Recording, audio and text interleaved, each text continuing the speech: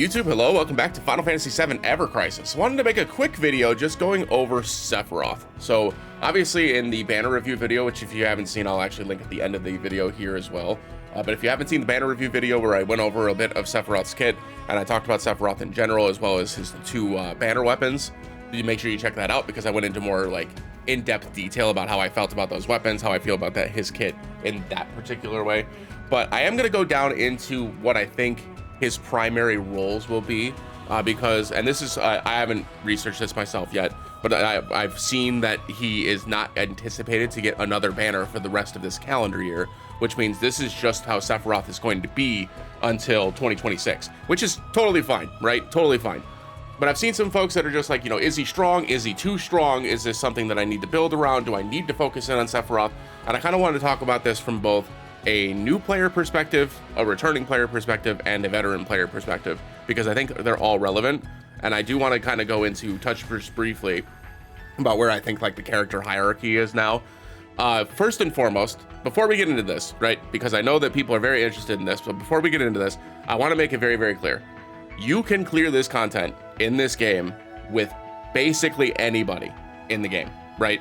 If you want Aerith to be your DPS, she has weapons and outfits that support that, right? If you want Tifa to be your DPS, she is very supportive in being your DPS, right? So there are ways for you to, you know, get your power fantasy out of the characters that you like.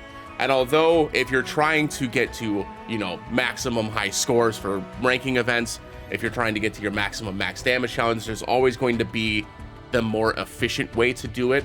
I really want to reiterate, especially for the folks that are just starting to play the game today or who are just coming back, you do not need to worry about a metagame unless you are spending money in this game, right? If you are spending money in this game, then the metagame matters because then you want to know which weapons you need to go to OB10, which banners you have to invest in, etc., right? If you're like me and you only spend like $3-4 bucks when you want to get like, you know, a 300 red crystal pack, right? And that's the maximum amount that you're going to spend, you don't need to worry about a metagame, right? All you're worried about is making sure that your account continues to grow, that you continue to get stronger, so you can continue to clear content and have fun with the game, right? And that's my objective for today. So, that out of the way, let's talk about Sephiroth. So, the way I see it, there are 3 ways that we're going to have to build Sephiroth. We're going to have a fire build, a water build, and a support build. So we're going to start with the fire build first, because this is probably the most costly build of the lot, right? Because this includes both of his limited weapons. It includes his Shiranui, which is his magic fire weapon that gives that fire damage bonus to your entire team. And it also includes the Kikuchi Manji, nailed it, which gives the entire team an additional damage bonus while also having a very, very solid non-elemental AoE attack to help take care of ads, give you a haste, etc., right? At OB6+, Sephiroth will be on every single magic fire team that you build, period, no matter what, right? It doesn't matter whether he's just coming as a support, which means then he would be holding your Crimson Flare to increase your team's fire damage, or if he's coming in as your main DPS because you really invested into his fire weapon, and then he's holding Hellfire. Regardless of what you decide to do, he is going to be on every single magic fire team moving forward, right? Because of this fire damage bonus effect, right? Even at OB0, which gives 20% additional bonus, right? This is 20% extra damage that we're getting on top of the damage that we're already dealing, right? And this is for your entire team. This isn't just for Sephiroth. So even though this number, the 720, is lower than what we can get in some featured weapons in the pool, including young Sephiroth, if we're being honest, the fire damage bonus that we're getting makes those other characters do significantly more damage, right? So this is the effect that causes him to want to be on every single magic fire team in the game. There is some room for us to be like, maybe he'll be good in the physical team as well as the support, because then you can just use these same 2 weapons, increase your physical fire damage, and then just have him, once this ability is active, switch to this effect to increase their physical ability damage, right? Because this also affects, and it's a 40-second duration at OB1, which is wild, by the way, how good this weapon is, but also gives a haste, right? So even though this has a longer duration, it gets you the haste, which gets you your ATB back and gets you back to casting this more frequently again. So it's very interesting. It's an interesting weapon. It's a very strong weapon, right?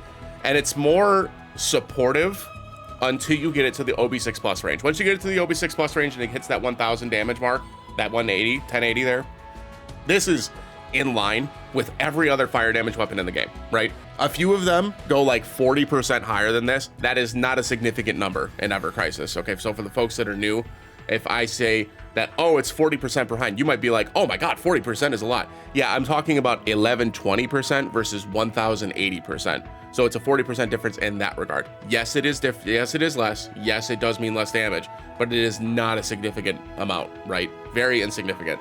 The truth of it is that the actual percentage of damage that you're losing between 1080 and 1120 is like 3%, give or take. And if you roll a 3% brand on this, which if you haven't checked out my branding video, make sure you go check that out as well. That'll go into details about, you know, what brands to use, how to brand certain weapons, etc.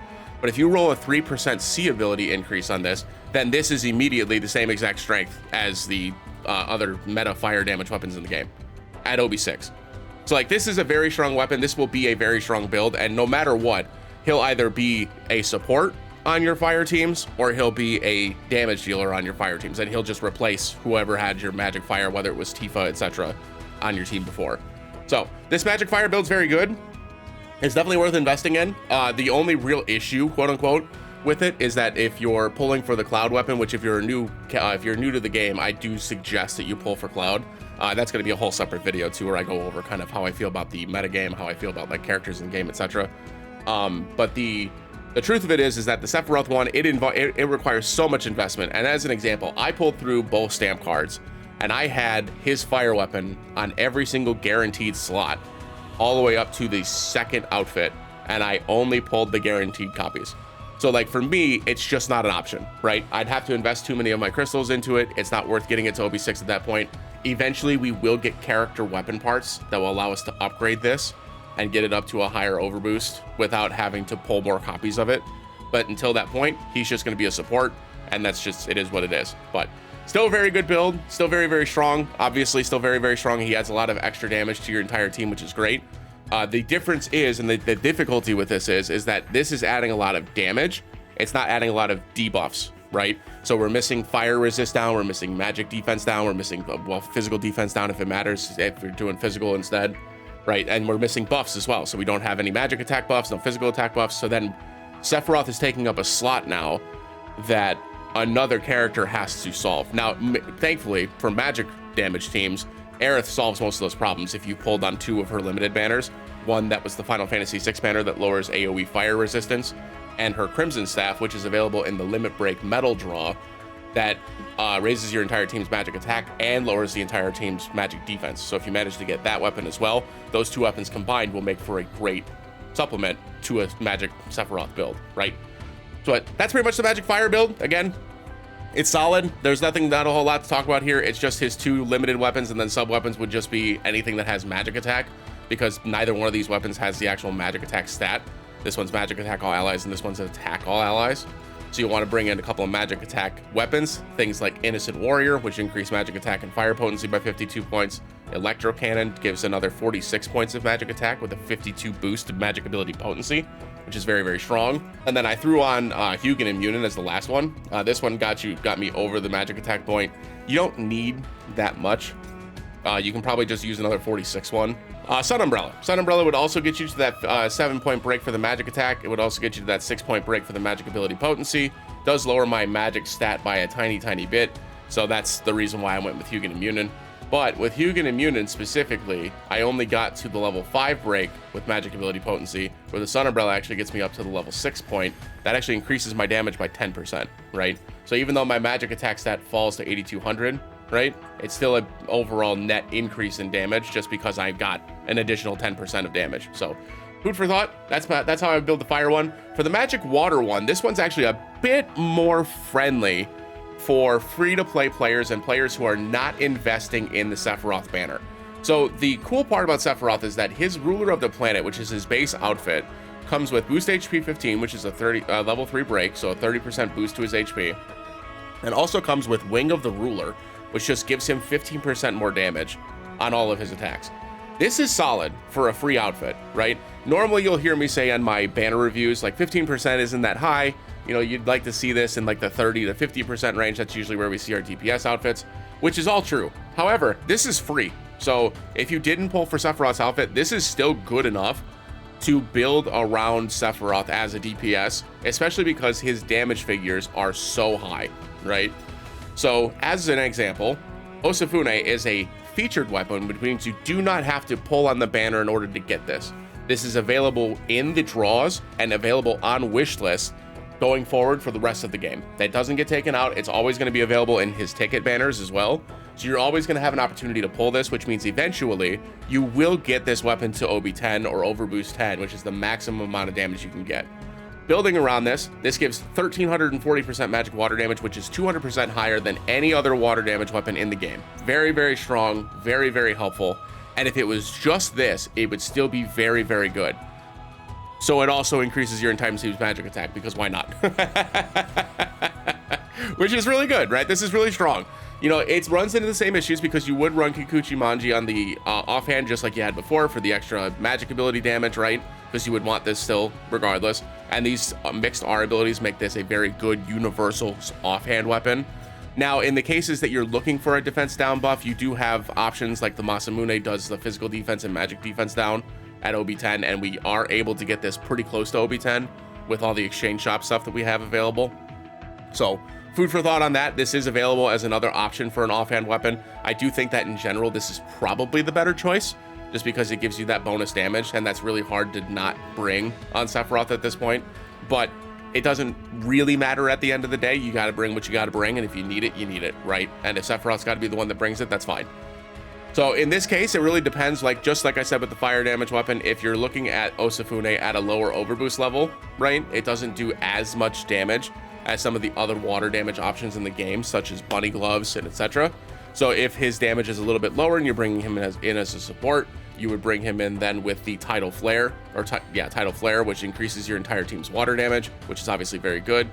Or you can just go in with his Limit Break, because this also gives Enfeeble, which increases the amount of damage that you're dealing because it improves the debuffs that you have on your opponent, which is also very good. So this one, again, pretty cut and dry. Not a lot of stuff to this. The only thing that I would note is that because this has neutral R abilities, meaning that this is more just magic attack focused versus water focused, you do have to get 3 sub weapons that all increase water potency to get to any like significant figure. And one of the weaknesses of water, specifically water damage in the game right now, is the only weapon that has 52 points of water ability potency is Grand Gloves, which has boost heal on it, which your DPS does not want to bring, right? Really doesn't want this boost heal stat. So, and this is the only weapon in the game that has boost 52 for the water potency, which makes it very difficult then to like maximize your gains on this build, because ideally you'd want to bring in Grand Gloves, which would get you super close to the 64 point break. And I think this is probably one of the first builds where I would probably research whether or not getting these weapons to 130 actually makes a difference. You know, while we're on the video here, why don't I just look at that now? Because I haven't had a chance to look at all the 130 upgrades. That'd be 21 times 3, which would give us 63 points of water potency, which would still be 2 points off of the 65 point break. There we go. That's better. That's what I thought. Okay. So yeah, so it's not worth it to get these to 130. You are going to be stuck at this level 7 break, which at the end of the day, it's not that big of a deal, right? It's not that big of a deal because you are getting a really good boost to magic ability potency as well. And obviously you also have the, you know, the Arcanum that you're getting from Sephiroth's outfit if you pulled it, or the extra 15% that you're getting from his base outfit if you didn't get Sephiroth's outfit from the gacha, which, like, again, both of those are solid enough damage increases that you'll still be dealing really good solid water damage. And the extra 200% that his weapon has makes up for the fact that you're losing, you know, 15% on the back end when it comes from the water potency.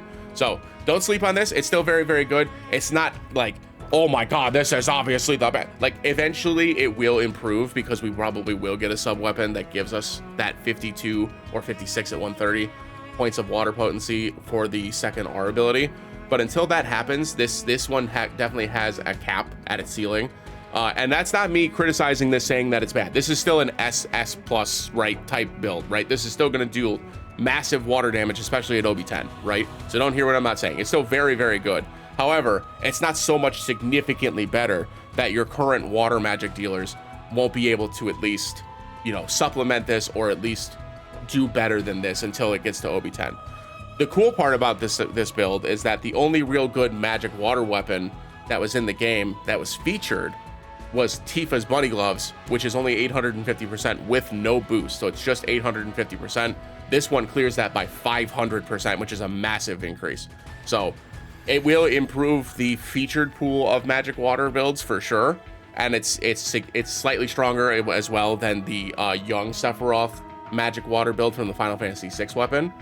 But again, the ceiling is just a little bit capped just because he doesn't have a water potency weapon to get himself to this extra 15% damage boost. So food for thought. It's still very good. Like I said, it's still very strong. There's nothing wrong with Sephiroth and his water build, but I also just don't think that it's like so massively overpowered that you just have to, like, you know, freak out and say, throw teeth and trash. I don't want to play with you anymore, kind of thing, right? Like, it's fine, right? It's still good. The last build that I wanted to go over is his support build, which I actually believe will likely be the way that most people utilize Sephiroth going forward if they did not invest in his fire damage. So the way that I would build this is the main hand is always going to be Kikuchi Manji, because the reason why is this gives this extra 20% damage to either magic or physical teams, right? It doesn't matter which, it gives it to both, right? Not to mention, it also does a very significant AoE magic attack, like significantly stronger than any other magic AoE weapon that we've ever had in the game, which is obviously very good, right? But even at the current overboost level, 720% is solid, right? It's solid. That's not a bad amount of damage. The 20% extra damage for 40 seconds is a great buff. The haste is obviously helpful to help you get your ATB back up, to make sure you're applying debuffs and etc. And this is just an overall really solid weapon to improve your team's damage. Then the secondary weapon, it's going to depend on the stage, right?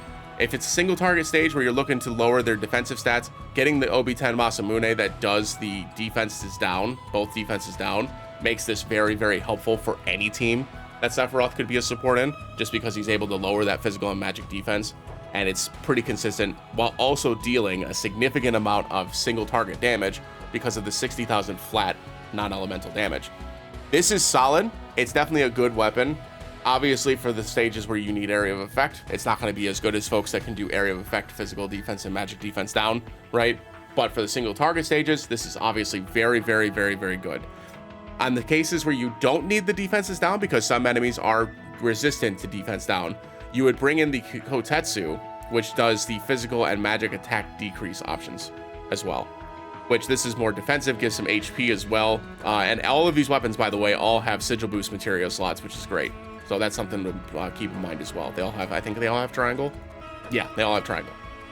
Okay, so, but that's what I would do in the offhand. It would either be the Masamune or the Kotetsu, whichever you think is better for the stage that you're on. And then the objective here for Sephiroth is actually to be full-on support. So I would be bringing in his Octaslash for Enfeeble to be able to inflict the Enfeeble effect, because this 40-second duration, as you level this up, and you get, it does more damage, obviously, as you level it up. But for 40 seconds and 900 charge speed, combine this with a haste that you get from the first cast of the Kikuchi Manji, and you really have a good opportunity to get this charge back up before the Enfeeble even drops, or before it even matters, right? Which is obviously very good. So something to keep in mind, this Enfeeble effect is very, very strong, and I'm going to go over this in that video where I talk about the DPSs and the changes in DPS and where I think certain characters are where it lie in terms of like their, I don't want to say tier list, right? But like things are shifting a bit. But all of the other characters, for folks that don't know, when you upgrade their third limit break to level 10, they're getting additional effects now. So that's going to be something that we have to consider as well. So food for thought. It's very, very good. This support build, I think, is probably how most players are going to use Sephiroth moving forward. And so on stages where you're just looking for some extra damage and some defenses down, I think this build will be very good.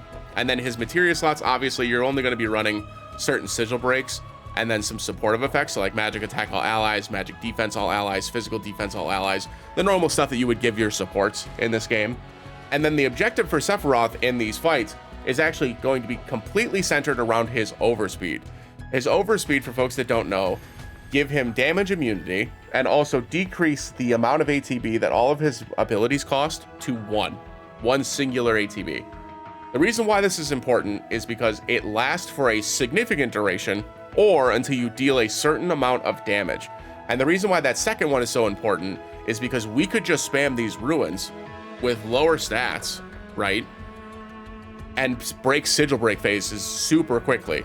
If you have his new ultimate weapon, this makes him a premier support when it comes to sigil break stages, even with the ones that have like the damage bonuses, because he'll be able to spam level or a 1 ATB ruins to get that damage boost all the way up and break the sigil break phase basically on his own. So it's a very, very good way to build Sephiroth, and I think it's probably going to be the way that most players, especially if you're new, this is probably how Sephiroth's going to play for you for the most part, until you get like his water weapon, or if you get enough weapon parts to get his fire weapon up to OB10, you know, that's when you'll start to see him as a real damage dealing type. But until then, this is a very, very good support unit that you can put into your team to help increase your team's overall DPS, which is still very good. All in all, I think those are really the only 3 teams that Sephiroth can build into at this point. And since we're under the impression that he's not getting another banner until 2026, right? So, and reminder, 2026 isn't that far away. I don't mean to concern everybody, but like we're only like 3 months away from 2026. So don't freak out, right? It's coming soon. He will get more banners. He will get more support, and he's going to be a good character in this game. This is why when I talked in the banner review about who I would focus on if you were new, the reason why I said to focus on Cloud is because the weapon for Cloud, the Fusion Blade, increases the damage of all of his weapons and his entire kit by 25% at OB0, right? At just 1 copy. The reason why that matters is because Cloud's featured pool has a variety of elemental weapons, 5 in total, that he can utilize with his Fusion Blade to then increase his overall DPS by 25%. And that's only assuming that they're not weak to the element that he's hitting with, because the exploit weakness that weapon gives as well, which is an additional 25%, would then also apply.